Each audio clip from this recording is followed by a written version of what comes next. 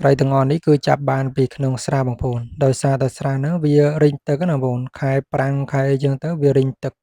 ខែវស្សាទឹកវាហូរចូលអីចឹងទៅទឹកវាពេញ តែដល់ពេលដល់ខែប្រាំងទៅវារីងទឹកអស់ណា ចឹងទៅឃើញថាមានត្រកួនមានអីវាដុះទៅថាមិនយូរទេវានឹងរីងទឹកអស់ហើយត្រីក្នុងហ្នឹងក៏វាងាប់ដែរ ចឹងហើយខ្ញុំក៏គិតថានឹងបាត្រកួនចេញហើយចាប់យកកូនត្រី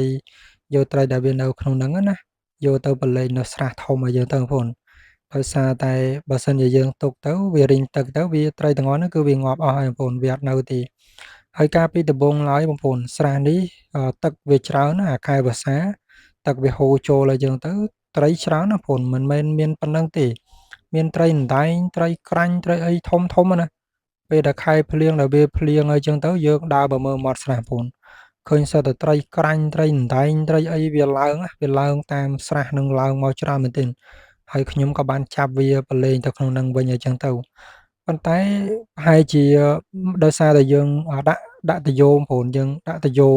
ប្រហូរចេញទៅខាងក្រៅណាដោយសារតែស្រះហ្នឹងវាអត់មានប្រភពណាដែលវាហូរចេញបានទេចឹងទៅកាលណាតែទឹកវាហូរចូលពីផ្លូវពីអីផងវាពេញកាលណាតែវាពេញវាចាល់ចូលដល់ក្នុងផ្ទះអញ្ចឹងណាបងប្អូន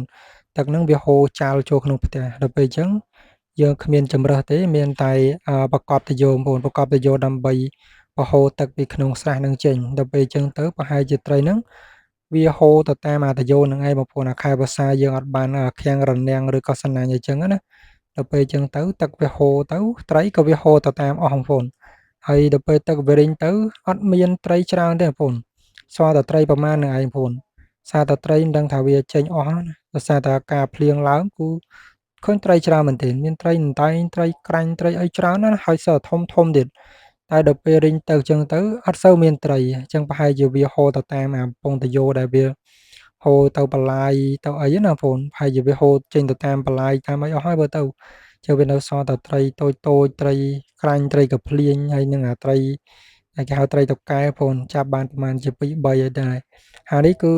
ចាប់តង់ទី2បងប្អូនតង់ទី1ហ្នឹងគឺចាប់បានហើយយកទៅបលែងស្រះហើយ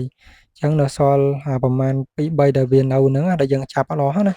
ចឹងទៅក៏ចាប់វាវិញបងប្អូនចាប់វាសល់ប្រមាណជា2 3ក្បាលអីទេមិនជាច្រើនទេបងប្អូនចុងក្រោយអាតង់ទី2នេះបងប្អូនចាប់ទី2ហើយសារតែចាប់ទី1វារីងទឹកវាខាសទឹកអស់ចឹងណាចឹងវានៅសល់2 3ដែលយើងចាប់វាអត់អស់ណាចឹងយើងមកចាប់វាយើងឃើញមាត់វាអញ្ចឹងទៅក៏ចាប់វាចឹងបងប្អូនចាប់វាទៅបលែងស្រះធំស្រះធំដែលវាមានទឹកច្រើនអីចឹងណា សារតែត្រីនេះវាមើលទៅវាមិនសូវជាមានសាច់អីទេបងប្អូនទួយៗដែរហ្នឹងវាមិនជាមានសាច់អីធំធាត់អីទេអញ្ចឹងយើងក៏យកវាទៅបលែងនៅស្រះធំណាបងប្អូនហើយនេះចាប់ប្រមាណជា3ក្បាលហើយដែរតង់ទី2តង់ទី1ចាប់បានច្រើនដែរហើយក៏យកទៅបលែងអស់ហើយបងប្អូនអានេះចាប់លើកទី2នេះប្រហែលជាមួយអាទិត្យអីណាមួយអាទិត្យកន្លះខែហើយដែលទឹកនឹងវានៅជិបៗណាអញ្ចឹងទៅឃើញមាត់វាអញ្ចឹងទៅយើងចាប់